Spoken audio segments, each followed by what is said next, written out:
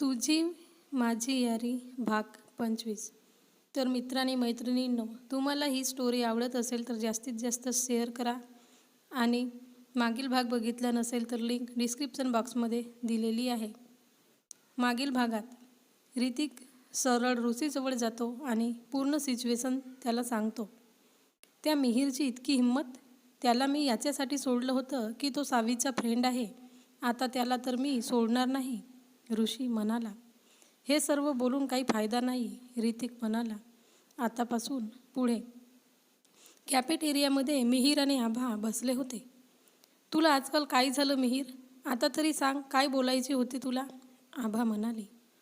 आभा, आपण कितीतरी वर्षांपासून फ्रेंड्स आहोत, तेही चांगले फ्रेंड्स आहोत, मिहीर आभाला म्हणाला. हो, मला माहीत आहे मिहीर. जेव्हा तू पहिली वेळ आम्हाला भेटलास तेव्हा खूप मदत केली होती तू, माझी आणि सावीची, आणि तेव्हापासूनच तू आमचा सर्वात चांगला फ्रेंड बनलास, आभा म्हणाली. तुला आठवण आहे आभा आतापर्यंत? मिहीर म्हणाला. ऑफकोर्स, आभा हसून म्हणाली. मला तुला काही सांगायचे आहे. काही दिवसापासून सांगायचे होते मला, पण चांगली वेळ मिळत नव्हती. फायनली ती वेळ आली. मिहीर आपल्या सीटवरून उठतो आणि आभाच्या समोर जाऊन पायाचे गुडघे टेकून खाली बसतो. आभा त्याला असं करताना पाहून म्हणते, हे काय करत आहेस तू मिहीर? मिहीर आपल्या पाकिटमधून एक रेड रोज बाहेर काढते. आभा तर शॉक होते आणि कॉलेजमधील सर्व मुले मुली त्यांच्याकडेच पाहत होते. मिहीर तिला तो रोज देतच होता की तेवढ्यात तिथं ऋषी, ऋतिक आणि सावी येतात. ऋषी आभाजवळ जातो आणि तिचा हात पकडून आपल्या बाजूला करतो. मिहीर ऋषीला रागाने बघत होता. मिहीरही आपल्या जागेवरून उठतो आणि ऋषीला घूरतो. दोघे एकमेकांकडे असे बघत होते जसं की त्यांची कट्टर दुश्मनी आहे. आबासुद्धा त्या दोघांना पाहत होती. ती थोडी घाबरली होती. ऋतिक सावीला म्हणाला, मी खूप एक्सायटेड आहे, मज्जा येणार आता. Action start. सावी बोलते, तू पागल आहेस का? दिसते की नाही तुला? ऋषी आणि मिहीर एकमेकांना कसे घुरत आहेत. मला वाटते आता ह्या दोघांमध्ये फाईट होईल. आणि तू मिहीरला असा तसा नको समजू, तो ऋषीला अजिबात घाबरत नाही. ऋतिक हसत म्हणतो, तू मिहीरला ओळखते तर मी ऋषीला, तेही चांगल्या प्रकारे. हा मिहीर कधीच जिंकू नाही शकत ऋषीपासून. आभा मिहीरला तिथून जायला सांगते आणि ती नंतर त्याच्याशी भेटेन अशी बोलते.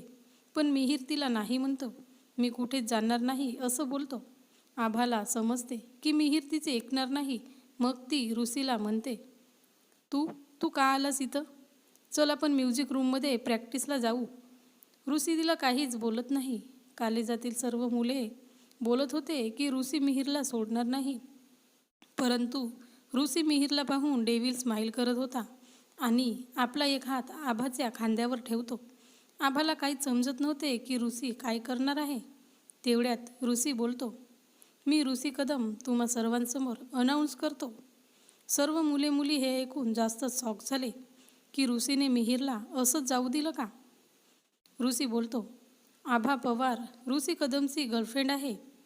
आता तर कॉलेजमधील सर्वजण अजूनच शॉक झाले, पण ते ऋषीसाठी टाळ्या वाजवतात आणि त्याला बेस्ट विशेस देतात.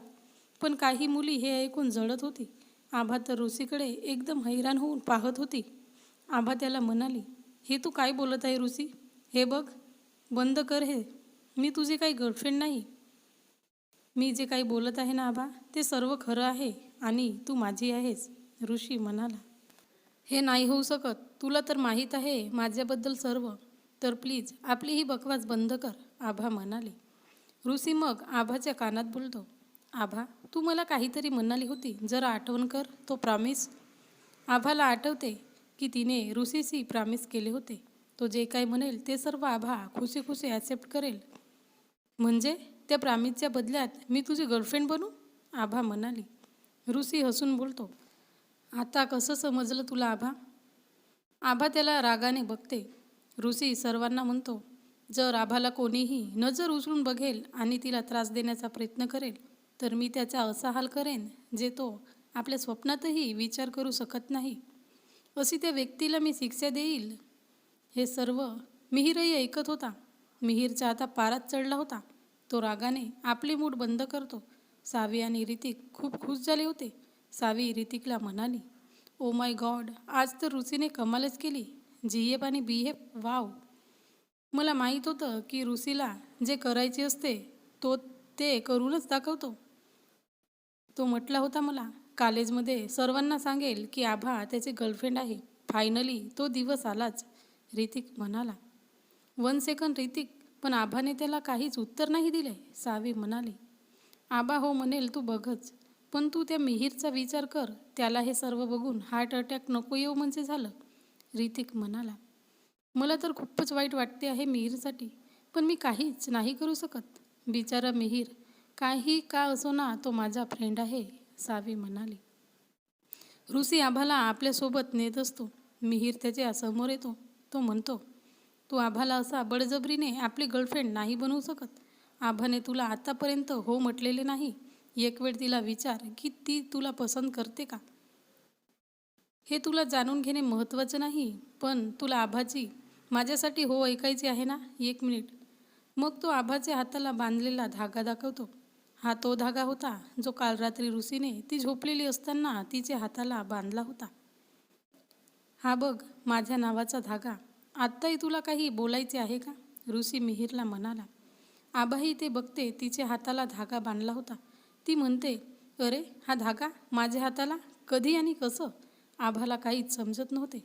मिहीर बघतो, आबाच्या हाताला जो धागा बांधला आहे त्यावर रुसीचं नाव आहे. त्याला तर विश्वासच होत नव्हता. हे मी नाही मानत. ही तुझी चाल असू शकते. मला फक्त आभाच्या तोंडून ऐकायचे आहे. मिहीर रुसीला म्हणाला. मिहीर आभाजवळ जातो, परंतु रुसी आभाच्या समोर येतो. तो म्हणतो, ओके, आता तुला आभाच सांगेल खरं काय ते. आभा फक्त मला प्रेम करते, तुला नाही. रुसी आभालाच पाहत बोलत असतो. आभा, तू मला किती प्रेम करतेस ते सांग याला. असं बोलून तो डेव्हिल स्माईल करतो. आभा तर रुसीला रागाने बघत होती, पण ती काहीच करू शकत नव्हती. ती मनातच बोलते, एवढं मारेल ना मी तुला, प्रेमाचं सर्व भूतच निघून जाईल. का मी त्या दिवशी प्रॉमिस केलं याला.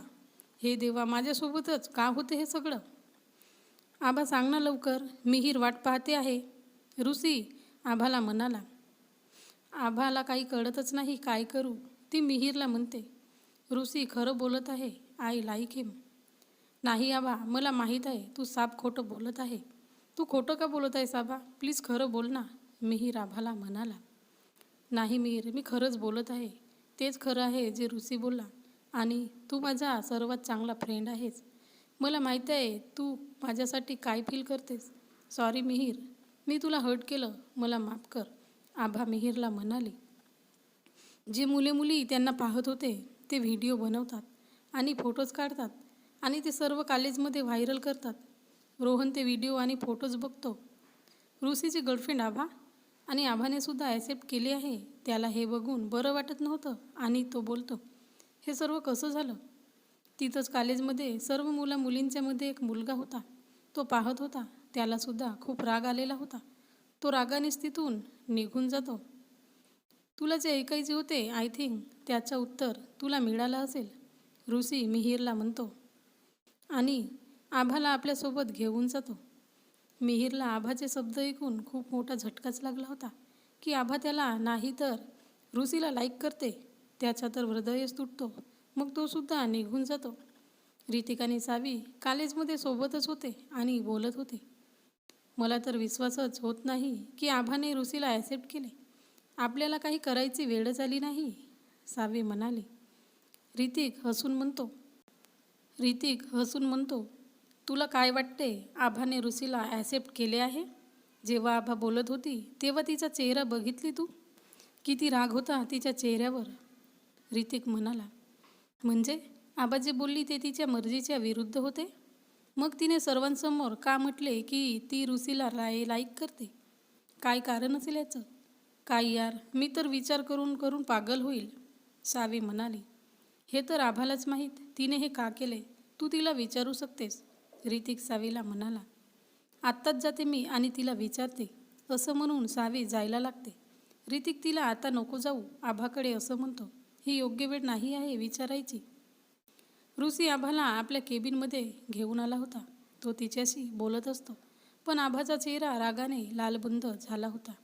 ती त्याच्या गोष्टीवर काहीच रिस्पॉन्स देत नव्हती. ऋषी तिला बघतो. आभा काहीच बोलत नव्हती. ही गोष्ट त्याला इरिटेट करत होती. तो तिच्या जवळ जाऊन बसतो आणि बोलतो, तू काहीच का बोलत नाहीस? काय झालं तुला? पण आभा काहीच बोलत नाही. तर मित्रांनी मैत्रिणींनो, हा भाग कसा वाटला कमेंटमध्ये सांगा आणि जास्तीत जास्त शेअर करा. काय होईल पुढे? आणि तो मुलगा कोण होता जो त्याला राग आला होता आणि निघून गेला होता? तर पाहूया पुढच्या भागात.